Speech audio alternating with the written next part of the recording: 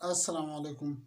मैं हूं डॉक्टर गुल रहमान इल्मी और आज का हमारा टॉपिक है एब्जॉर्प्शन ऑफ ड्रग्स, जो कि हमारे प्रीवियस लेक्चर में हम लोगों ने फार्माकोकाइनेटिक्स बताए थे कि फार्माकोकाइनेटिक्स क्या होते हैं, जिसके 4 बेसिक प्रॉपर्टीज़ या पैरामीटर्स हैं। फार्माकोकाइनेटिक्स में 4 बेसिक पैरामीटर्स आते हैं जिनको हम लोग ADME कहते हैं। A for absorption, D for distribution, M for metabolism and E for excretion. तो आज हम लोग इसका जो ए पार्ट है, जो कि एब्जॉर्प्शन है, ये हम लोग आपको बताएंगे कि एब्जॉर्प्शन क्या है, किस तरह से होती हैं, इसमें किस तरह ड्रग्स की एब्जॉर्प्शन कम या ज़्यादा हो सकती हैं और उनकी वजूहत क्या हो सकते हैं। ये सारे हम कोशिश करेंगे आपको डायग्रामेटिकली दिखाएं, क्योंकि जो डायग्रामेटिकली चीज़ें हैं वो ज़्यादा देर तक या ज़्यादा टाइम के लिए ब्रेन में भी रहती हैं और जल्दी से इंसान समझ भी लेता है उनको। तो सबसे पहले हम देखते हैं कि जो एब्जॉर्प्शन है ये है क्या। एब्जॉर्प्शन क्या है? Absorption is the movement of drug from site of administration या site of application into the blood stream या ब्लड। ये वो मूवमेंट है या वो हरकत है मेडिसिन की या ड्रग की कि वो साइट ऑफ एडमिनिस्ट्रेशन से ब्लड की तरफ जो मूव करेगी, इस हरकत को, इस मूवमेंट को, इस प्रोसेस को हम लोग एब्जॉर्प्शन कहते हैं। Movement of drug from site of administration into the blood, उसको हम लोग एब्जॉर्प्शन कहते हैं। एग्जांपल के तौर पे आपने कोई क्रीम लिया, यहाँ पे आपने लगाया अपने हैंड के ऊपर। अब यहाँ पर जब आप क्रीम लगाओगे तो ये क्रीम के अंदर जो ड्रग्स हैं वो आपकी बॉडी के अंदर एब्जॉर्ब हो जाएगी, वो इनसाइड द टिश्यूज़ में वो अब्जॉर्ब होगी, ब्लड में वो जाएगी, जिसकी वजह से वो फिर अपने इफेक्ट्स प्रोड्यूस करेंगे। ये जो अमल है कि ये अब अपने ड्रग आप बाहर लगाते हैं और इफेक्ट्स के अंदर आ रहे हैं, तो ये जो बाहर से अंदर जाने तक का जो प्रोसेस है, इसको हम लोग एब्जॉर्प्शन कहते हैं। या फॉर एग्जांपल आप ओरली कोई मेडिसिन लेते हैं तो वो ओरल कैविटी से स्टमक में, स्मॉल इंटेस्टाइन में, और वहाँ पर फिर एब्जॉर्ब होकर ब्लड में जाती हैं। वहाँ से फिर फॉर एग्जांपल आपके सर में दर्द होता है तो ये अब वहाँ पर जाती हैं और सर दर्द को कम करती हैं। अब ये जो पूरा का पूरा प्रोसेस है कि वो स्मॉल इंटेस्टाइन से जब ब्लड में जाएगी, इस प्रोसेस को फिर हम लोग एब्जॉर्प्शन कहते हैं। तो absorption is the movement of drug from site of administration into the blood. यहाँ पे अब हम लोग एग्जांपल के तौर पे 2 रूट्स लेते हैं, जिसमें एक हमारे पास ओरल रूट है और एक हमारे पास पेरेंट्रल रूट है। ओरल रूट जो कि हम लोग ओरली कोई भी चीज़ इनटेक करते हैं तो साइट ऑफ एडमिनिस्ट्रेशन हमारी ओरल रूट या digestive system overall site of administration हम लोग उसको कंसिडर करते हैं। उसके बाद फिर हमारे पास जो पेरेंट्रल है, ये वो हैं जो हम लोग ओरल रूट के बगैर अगर कोई भी रूट यूज़ करते हैं, वो पेरेंट्रल रूट है, जिसमें टॉपिकल भी इवन के आती है, इनहेलेशनल भी इवन की होती है, लेकिन मेनली इसमें आईवी या इंट्रामस्कुलर या बाकी इंजेक्टेबल जो हैं वो इसमें आ जाते हैं पेरेंट्रल्स में। अब ओरली अगर आप कोई भी ड्रग अगर आप इनटेक करेंगे तो उसमें क्या होगा कि वो स्टमक के अंदर आएगी, स्टमक से फिर स्टमक में वहाँ पर फिर वो डिसोल्यूशन डिसइंटीग्रेशन फिर शो करेगी, जिसके बाद स्मॉल इंटेस्टाइन में वो ड्रग फिर एब्जॉर्ब हो जाएगी, ब्लड के अंदर आ जाएगी। मतलब वो स्टमक से या स्मॉल इंटेस्टाइन से जब वो ब्लड के अंदर आएगी, इस प्रोसेस को हम लोग एब्जॉर्प्शन कहते हैं। यहाँ पर ओरल में क्या है कि ड्रग लिया अपने स्टमक, स्मॉल इंटेस्टाइन, इन सारों जगहों में आएगी, वहाँ पर इसके जो प्रोसेसेस होंगे डिसोल्यूशन डिसइंटीग्रेशन वो होंगे, और फिर उसके बाद वो ब्लड के अंदर आएगी और इस प्रोसेस को हम लोग एब्जॉर्प्शन कहते हैं। जिसकी वजह से हम अगले वाली वीडियो में आपको बताएंगे कि ये एब्जॉर्प्शन लेट आने की भी यही वजह है ओरल रूट की, क्योंकि इसमें स्टमक और स्मॉल इंटेस्टाइन को उन्होंने क्रॉस करना होता है, जिसकी वजह से एब्जॉर्प्शन आने में टाइम लग सकता है। और यहाँ पर इस अमल को हम लोग एब्जॉर्प्शन कहते हैं। अब यहाँ पर जो पेरेंट्रल रूट अगर हम लोग देखें, आप कोई भी इंजेक्शन लगाते हैं, यहाँ पे अगर आप कोई भी इंजेक्शन लगाएंगे या यहाँ पर अगर आप कोई भी वीन के अंदर इंजेक्शन लगाते हैं, तो वो ड्रग जो है वो आप डायरेक्टली वीन के अंदर इंजेक्ट करवा रहे हैं। फॉर एग्जाम्पल ये वीन है, आप ड्रग को डायरेक्टली वीन के अंदर इंजेक्ट करवा रहे हैं, इंजेक्शन लगवा रहे हैं, तो इसका मतलब ब्लड जो है वो डायरेक्टली ब्लड के अंदर आएगी, न तो वो डाइजेस्टिव सिस्टम में जाएगी, न वो किसी और रूट में जाएगी, वो डायरेक्टली आप उसको ब्लड के अंदर इंसर्ट करें, जिसमें एब्जॉर्प्शन टाइम जो होगा वो 0 एब्जॉर्प्शन टाइम होगा, क्योंकि वो विद इन 0 मिनट्स ड्रग के अंदर ड्रग जा रही है या ब्लड के अंदर जो है वो ड्रग जा रही है। यहाँ पर एब्जॉर्प्शन होगी, लेकिन उसकी जो एब्जॉर्प्शन टाइम है वो 0 एब्जॉर्प्शन टाइम है। जीरो टाइम वो एब्जॉर्ब होकर फ़ौरन ब्लड के अंदर आ जाता है। अब जब ब्लड में कोई भी ड्रग जाती है, ये हम नेक्स्ट वीडियो में बताएंगे डिस्ट्रीब्यूशन वाली वीडियो में, कि ड्रग जो है वो या तो फिर फ्री ड्रग होगी या फिर वो बाइंड फॉर्म में होगी। बाइंड इन द सेंस कि वो जो प्लाज्मा प्रोटीन होंगे एल्ब्यूमिन या ग्लोबुलिन उनके साथ वो बाइंड होगी। और ड्रग हमेशा फ्री फॉर्म में अपने इफेक्ट्स प्रोड्यूस कर सकते हैं। फॉर एग्जाम्पल अगर आप पेरास्टामोल ड्रग अगर आप इंटेक करते हैं तो वो पेरास्टामोल उस वक्त अपने इफेक्ट्स प्रोड्यूस करेगी जब वो फ्री फॉर्म में होगी। अगर वो फ्री फॉर्म में नहीं होगी तो वो पेरास्टामोल अपने इफेक्ट्स प्रोड्यूस नहीं करेगी। और जो बाइंड ड्रग्स हैं वो जब जब भी वो बाइंड ड्रग फ्री होगी तब वो अपने एक्शन या इफेक्ट्स प्रोड्यूस कर सकते हैं। तो ये थे हमारे पास के ऑब्जॉर्प्शन होती किस तरह से हैं, जिसमें ये मूवमेंट है of drug from the site of administration to the blood है। अब इसमें जो इम्पोर्टेंट फैक्टर्स इन्वॉल्व होते हैं कि किन फैक्टर्स की वजह से, किन वजूहात की वजह से किसी भी ड्रग या मेडिसिन की एब्जॉर्प्शन कम या ज़्यादा हो सकती है ओरल रूट में खासकर, वो हम लोग यहाँ पर बताएंगे कि वो कौन कौन से फैक्टर्स हैं। जिसमें सबसे पहले हमारे पास फार्मास्यूटिकल फैक्टर्स आ जाते हैं। फार्मास्यूटिकल मीन्स कि जो डोजेज फॉर्म से रिलेटेड हों। Doses form means tablet, syrup, capsules, इसी तरह सस्पेंशंस, इंजेक्शंस, क्रीम्स, ऑइंटमेंट्स, ये सारे के सारे डोजेज फॉर्म्स हैं, ये फॉर्मुलेशंस हैं। तो जो उस डोजेज फॉर्म से रिलेटेड जो जो भी फैक्टर्स होंगे वो फॉर्मुलेशन वाले फैक्टर्स में आएंगे। इसमें फॉर एग्जांपल अगर आप टैबलेट लेते हैं वो आप ओरल रूट से लेंगे और टैबलेट जो है वो पहले स्टमक में आएगी, वहाँ पर वो डिसइंटीग्रेट होगी। स्टमक के अंदर टैबलेट जो है वो डिसइंटीग्रेट होगी, स्मॉल पार्टिकल्स में कन्वर्ट होगी। फिर वो टैबलेट जो है वो स्मॉल इंटेस्टाइन के अंदर आके वो सोल्यूशन फॉर्म में कन्वर्ट होगी। जो पार्टिकल्स होंगे वो डिजॉल्व होंगे गैस्ट्रिक या इंटेस्टाइनल सिक्रेशंस में।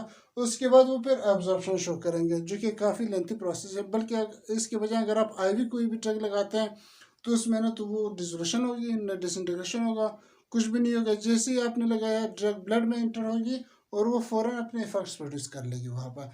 तो ये फॉर्मुलेशन फैक्टर बहुत ही इंपॉर्टेंट फैक्टर है। इसी तरह फिर एक और फैक्टर है हमारे पास डिसइंटीग्रेशन एंड डिसोल्यूशन। बाज ड्रग्स इवन कि अगर हम लोग ओरली भी बात करें, बाज ड्रग्स की या बाज टेबलेट्स की जो डिसइंटीग्रेशन है वो बहुत जल्दी हो जाती है। जिस तरह कोई भी अनकोटेड टेबलेट अगर हो, उनकी जो डिसइंटीग्रेशन है वो विद इन 5 मिनट्स या 5 मिनट से कम टाइम में हो जाती है। लेकिन जो कोटेड टेबलेट्स होते हैं उनकी डिसइंटीग्रेशन लेट होते हैं। डिसइंटीग्रेशन है क्या, ये हम लोग यहाँ से समझ सकते हैं। अब डिसइंटीग्रेशन क्या है कि जब आप कोई भी टैबलेट या कैप्सूल जब आप इंटेक करते हैं या कोई भी ओरल डोजेज फॉर्म जब आप इंटेक करते हैं तो इसमें दो दो तरह के कंपाउंड्स इसके अंदर होंगे। एक उसके अंदर ड्रग होगी, दूसरा उसके अंदर एक्सिपिएंट्स होंगे। एक्सिपिएंट्स वो कंपाउंड्स या वो केमिकल जो कि ड्रग के बगैर जो बाकी कंपाउंड्स जिस तरह बाइंडर्स हैं, डिसइंटीग्रेटिंग एजेंट्स हैं, उसके अंदर फ्लेवरिंग एजेंट्स होते हैं, उसके अंदर बाइंडिंग एजेंट्स होते हैं। तो वो सारे के सारे कंपाउंड्स को हम लोग एक्सिपिएंट्स कहते हैं, जो कि ड्रग को कवर कर रही होगी, ड्रग को सपोर्ट कर रही होगी। तो ये एक टैबलेट है फॉर एग्जांपल जिसमें ड्रग भी है और एक्सिपिएंट्स भी। ये जब हम ऑरली इंटेक करेंगे तो ये स्टमक के अंदर आएगी। स्टमक के अंदर क्या होगी कि ये टैबलेट की जो ड्रग है या जो टैबलेट थे वो ब्रेक डाउन होगी। टैबलेट की ब्रेक डाउन होगी स्मॉल पार्टिकल्स में या पीसेस के फॉर्म में उसकी ब्रेक डाउन होगी। इस ब्रेक डाउन को या इस प्रोसेस को हम लोग डिसइंटीग्रेशन कहते हैं, जो कि ब्रेक डाउन ऑफ टैबलेट है या कैप्सूल या जो भी डोजेज फॉर्म है उसकी ब्रेक डाउन है। अब वो डिसइंटीग्रेट होगी, पहले स्मॉल पार्टिकल में कन्वर्ट होगी, उसके बाद ये स्मॉल पार्टिकल्स स्टमक के अंदर या फिर स्मॉल इंटेस्टाइन में आके ये सोल्यूशन फॉर्म में कन्वर्ट होंगे। ये पार्टिकल डिजॉल्व हो जाएंगे गैस्ट्रिक फ्लूइड में या फिर इंटेस्टाइनल फ्लूइड में और उसके बाद वो फिर एब्जॉर्ब हो जाएगी। तो डिसइंटीग्रेशन मीन्स स्मॉल पार्टिकल्स में ब्रेकडाउन होना और डिसोल्यूशन मीन्स कि वो स्मॉल पार्टिकल्स को सोल्यूशन फॉर्म में कन्वर्ट कर देना, जिसके बाद वो फिर एब्जॉर्ब होगी। और अगर हम लोग सिरप या सस्पेंशन लेते हैं तो उसमें उनके तो पार्टिकल्स पहले से ही वो सोल्यूशन फॉर्म में होते हैं, तो वो डिसइंटीग्रेशन स्टेप को भी स्किप करते हैं, ये स्टेप को भी स्किप करते हैं। वो जैसे आप लेते हैं फ़ौरन ही वो ड्रग जो है वो फिर एब्जॉर्ब हो जाती है ओरल कैविटी से। लेकिन जाहिर सी बात है इतना जल्दी तो नहीं होता जितने कि आईवी में है, कुछ ना कुछ टाइम वो भी लगाते हैं। तो ये हमारे पास डिसइंटीग्रेशन या डिसोल्यूशन टाइम है। जिस ड्रग की डिसइंटीग्रेशन लेट होगी या डिसोल्यूशन लेट होगी उतने है जो एब्जॉर्प्शन है वो भी लेट होगा फिर। और एक और फैक्टर है पार्टिकल साइज। अब कोई भी अगर ड्रग, अब यहाँ पर स्मॉल पार्टिकल में क्यों कन्वर्ट हो रही थी, क्योंकि पूरी पूरी ड्रग जो थी वो एब्जॉर्ब नहीं हो सकती थी, लार्ज साइज था उसका। तो यहाँ पर पोर्स होते हैं वो स्मॉल साइज पोर्स होते हैं, नैनोमीटर के हिसाब से पोर्स होते हैं। अप्रोक्सीमेटली 200 नैनोमीटर तक उनका साइज होता है या 400 नैनोमीटर तक। तो कोई भी ड्रग जब जितनी स्मॉल, जितना पार्टिकल साइज कम होगा उतनी ही ड्रग की एब्जॉर्प्शन इंक्रीज होगी फिर। और ड्रग रिलेटेड जो फैक्टर है जिसमें दो इंपॉर्टेंट फैक्टर्स हैं। एक हमारे पास लिपिड सॉल्युबिलिटी है, कोई भी ड्रग, क्योंकि जो सेल मेम्ब्रेन्स होते हैं बॉडी के अंदर वो सारे के सारे लिपिड से बने हुए हैं, तो जितनी ज़्यादा कोई भी ड्रग लिपिड सॉल्युबल होगी वो उतनी ही ज़्यादा इजीली जो है वो एब्जॉर्ब हो सकती होगी। लेकिन अगर किसी कोई भी ड्रग अगर वाटर सॉल्युबल है तो उनकी एब्जॉर्प्शन रेट जो होगा वो कम होगा, फिर वो लेस एब्जॉर्ब होगा, कोई कैरियर उसके लिए चाहिए होगा। फिर हमारे पास आ जाते हैं पीएच या आयनाइजेशन। पीएच मींस दो तरह के ड्रग्स पाए जाते हैं, तीन तरह के बल्कि, या तो कोई ड्रग एसिडिक होगी मतलब उनका पीएच 7 से कम होगा, या कोई भी ड्रग जो है वो वीकली बेसिक या फिर न्यूट्रल होगी, जो कि मोस्टली जो है वो न्यूट्रल नहीं होती, वीकली बेसिक हो सकती है, या फिर कोई भी ड्रग बेसिक होगी। तीन, या तो एसिडिक होगी कोई भी ड्रग, या फिर बेसिक होगी, या फिर न्यूट्रल होगी। ज़्यादातर ड्रग जो है वो एसिड या बेस फॉर्म में है। एसिड ड्रग की अगर हम लोग एग्जांपल ले ले, बहुत ही कॉमन ड्रग है, आप लोगों को भी पता होगा, एस्प्रिन। एस्प्रिन क्या है, जो कि डिस्प्रिन इनका ब्रांड नेम है, कॉमनली यूज्ड, क्योंकि पेन के लिए यूज होता है, एनाल्जेसिक इफेक्ट के लिए। एस्प्रिन जो है ये एक एसिडिक ड्रग है। एसिडिक ड्रग का मतलब कि ये जैसे आप ओरल कैविटी से लेते हैं, ये स्टमक के अंदर आएगी और स्टमक में ये फिर एब्जॉर्ब होके, ये जो एब्जॉर्प्शन है, जो movement into the blood stream है, वो स्टमक के अंदर वो एब्जॉर्ब होगी। एसिडिक ड्रग्स जितने भी हैं वो स्टमक के अंदर एब्जॉर्ब होंगे। इसकी रीज़न क्या है, क्योंकि स्टमक का जो पीएच है वो यहाँ पर एसिडिक पीएच होता है, HCl प्रेजेंट होता है यहाँ पे, जिसकी वजह से ड्रग जो है, जो एसिडिक ड्रग्स हैं वो इसी इन्वायरमेंट में ही वो एब्जॉर्ब हो जाती है, ब्लड के अंदर आ जाती है। जबकि जो बेसिक ड्रग्स हैं, फॉर एग्जाम्पल ओमिप्राजोल है। अब अजीब बात यह है कि ओमेप्राजोल वो मेडिसन है जो कि जो स्टमक के पैराइटल सेल्स हैं उनके ऊपर आके काम करती है और उस जिसकी वजह से एसिड की सिक्रेशन को कम करती है, स्टमक सेल्स में काम करते हैं। लेकिन ये बेसिक ड्रग हैं जिसकी वजह से इसकी जो अपनी एब्जॉर्प्शन है वो स्मॉल इंटेस्टाइन में है, ये स्टमक से होते हुए स्मॉल इंटेस्टाइन में आएगी, वहाँ पर ये फिर एब्जॉर्ब होगी। क्यों? क्योंकि ये एक बेसिक ड्रग है, ये एसिडिक इन्वायरमेंट में एब्जॉर्ब नहीं हो सकती। तो ये भी एक बहुत ही इंपॉर्टेंट पैरामीटर है कि कौन से ड्रग्स एसिडिक हैं या कौन से ड्रग्स बेसिक हैं। जो एसिडिक ड्रग्स हैं वो स्टमक में एब्जॉर्ब होगी, जो बेसिक ड्रग्स हैं वो स्मॉल इंटेस्टाइन में एब्जॉर्ब होगी। फिर हमारे पास बायोलॉजिकल कुछ 3-4 फैक्टर्स आ जाते हैं, जिसमें सबसे पहला इंपॉर्टेंट फैक्टर हमारे पास सरफेस एरिया है of small intestine. Surface area से मुराद आप लोगों ने ऑब्जर्व किया होगा, अक्सर जब हम लोग क्रीम लगाते हैं तो हम लोग एक पॉइंट पे, फॉर एग्जाम्पल हम लोग क्रीम नहीं लगाते, अगर हम लोग एक पॉइंट पे क्रीम लगाएंगे तो वो सिर्फ और सिर्फ उसी एरिया से ही एब्जॉर्ब हो सकती होगी। हम लोग क्या करते हैं कि उस क्रीम को हम लोग स्प्रेड करते हैं, एक लार्ज एरिया पे हम लोग स्प्रेड करते हैं। अब यहाँ पर हम लोगों ने सरफेस एरिया इंक्रीज ज़्यादा कर दिया, इंक्रीज कर दिया हम लोगों ने, जिसकी वजह से अगर पहले फॉर एग्जाम्पल 1 मिलीग्राम एब्जॉर्ब होनी थी, अब 10 मिलीग्राम एब्जॉर्ब होगी, क्योंकि ये सारे की सारी यहाँ से भी वो एब्जॉर्ब होगी, यहाँ से भी हर जगह से वो एब्जॉर्ब होती जाएगी। सरफेस एरिया हम लोगों ने इंक्रीज कर दिया। तो जो स्मॉल इंटेस्टाइन है इसको अगर हम लोग माइक्रोस्कोपिकली जूम करके देख लें तो वो कुछ इस तरह से जिगजैग फॉर्म में, वो उसकी जो लेयर है यहाँ पर वो जिगजैग फॉर्म में है, जिसकी वजह से उनकी जो सरफेस एरिया है वो इंक्रीज हो जाते हैं और लार्ज अमाउंट ऑफ ड्रग जो है वो फिर एब्जॉर्ब हो सकते हैं, उनके साथ कंटेक्ट आके वो फिर एब्जॉर्ब हो सकता है यहाँ से। अब ये सरफेस एरिया जो है ये अक्सर जो डिजीज़ है या इस तरह के पैरामीटर से सरफेस एरिया जो है वो अफेक्ट हो जाते हैं, जिससे एब्जॉर्प्शन भी कम हो जाती है। फिर हमारे पास है गैस्ट्रिक एम्पटिंग टाइम। कोई भी ड्रग जब हम लोग लेते हैं तो वो फॉर एग्जाम्पल अगर बेसिक ड्रग हैं जैसे ओमेप्राजोल है, वो स्टमक से तो वो एब्जॉर्ब होगी नहीं, तो गैस्ट्रिक एम्पटिंग टाइम के स्टमक जो है वो कितनी देर लगाएगी कि वो स्टमक खाली होगी और जितने भी कंटेंट्स है वो सारे के सारे स्मॉल इंटेस्टाइन में मूव करेंगे, जिसको हम लोग गैस्ट्रिक एम्पटिंग टाइम कहते हैं। कोई किसी भी ड्रग का अगर गैस्ट्रिक एम्पटिंग टाइम जितना कम होगा उतने ही उनका एब्जॉर्प्शन जो है वो जल्दी होगी, उनकी एब्जॉर्प्शन या ज़्यादा एब्जॉर्प्शन होगी। क्यों? क्योंकि वो कम टाइम लगाएगी ताकि वो स्मॉल इंटेस्टाइन में आ जाए और फ़ौरन ही वो एब्जॉर्ब हो जाए।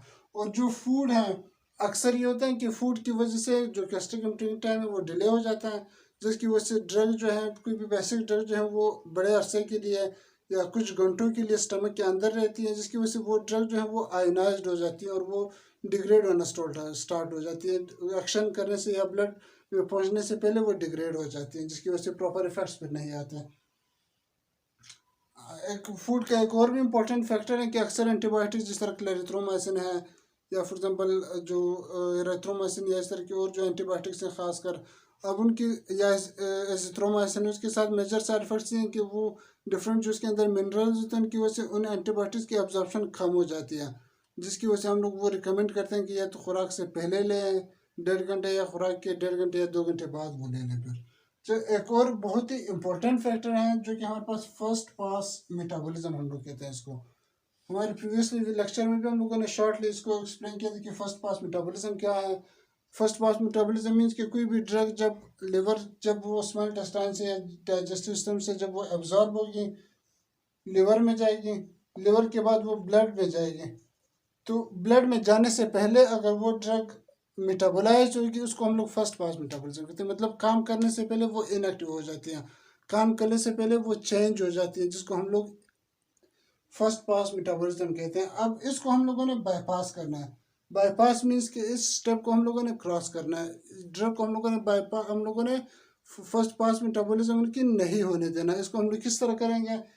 इसके आप फॉर एग्जांपल के तौर पे अगर आप टैबलेट्स लेंगे, टैबलेट्स आप ओरल कैविटी से लेंगे, जिसके बाद वो स्टमक से फिर स्मॉल इंटेस्टाइन से होते हुए वो लिवर के अंदर आएगी। लिवर में उसकी मेटाबॉलिज्म होगी, मेटाबोलाइज होगी, डिफरेंट एंजाइम्स होगी जो उसकी मेटाबोलाइज करेगी।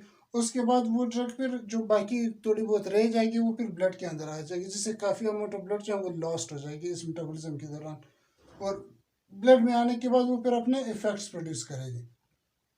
अब ये जो मेटाबॉलिज्म है इसको हम लोगों ने बाईपास करना है। ये बाईपास हम लोग एक ही तरीके से कर सकते हैं कि उस ड्रग का रूट हम लोग चेंज कर लें, या तो उसको हम लोग टॉपिकल लगाएं, या उसको हम लोग किसी इंजेक्शन के थ्रू लगवाएं, या उसको हम लोग इनहेलेशन के थ्रू एडमिनिस्टर करवाएं। हम लोगों ने उसकी जो रूट ऑफ एडमिनिस्ट्रेशन है वो चेंज करेंगे तो फर्स्ट पास मेटाबॉलिज्म बाईपास होगा, नहीं तो फर्स्ट पास मेटाबॉलिज्म बाईपास नहीं होगा, हरगिज नहीं होगा, कभी भी नहीं होगा बाईपास। कुछ ड्रग्स के साथ ऐसा है कि हम लोग एंजाइम इनहिबिटर साथ देते हैं तो वो बाईपास हो जाता है, लेकिन उसमें भी इतना ख़ास नहीं होगा, इतना ख़ास जो है वो उसकी बाईपास नहीं होता। अब इस बाईपास किस तरह करना है कि आप कोई भी पेरेंटल फॉर एग्जांपल कोई भी आप पेरेंटल रूट आप सिलेक्ट करेंगे, इंजेक्शन है, टॉपिकल है, इनहेलेशन है। जब आप उस रूट से ड्रग एडमिनिस्टर करवाएंगे तो वो लिवर में नहीं आएगी, डायरेक्टली वो ब्लड में आएगी, जिससे उसको ब्लड में आने के बाद वो डायरेक्टली अपने इफेक्ट्स प्रोड्यूस करेंगे। तो ये एक बहुत ही इंपॉर्टेंट फैक्टर है एब्जॉर्प्शन का, जो कि हमारे पास फर्स्ट पास मेटाबॉलिज्म। तो आज का लेक्चर था हमारा एब्जॉर्प्शन पे। नेक्स्ट इंशाल्लाह हम लोग जो बायो अवेलेबिलिटी जो कि एक बहुत ही इंपॉर्टेंट कंसिडरेशन है फार्माकोकाइनेटिक फैक्टर्स का, उनके बारे में हम आपको फर्दर नेक्स्ट लेक्चर में गाइड करेंगे इंशाल्लाह।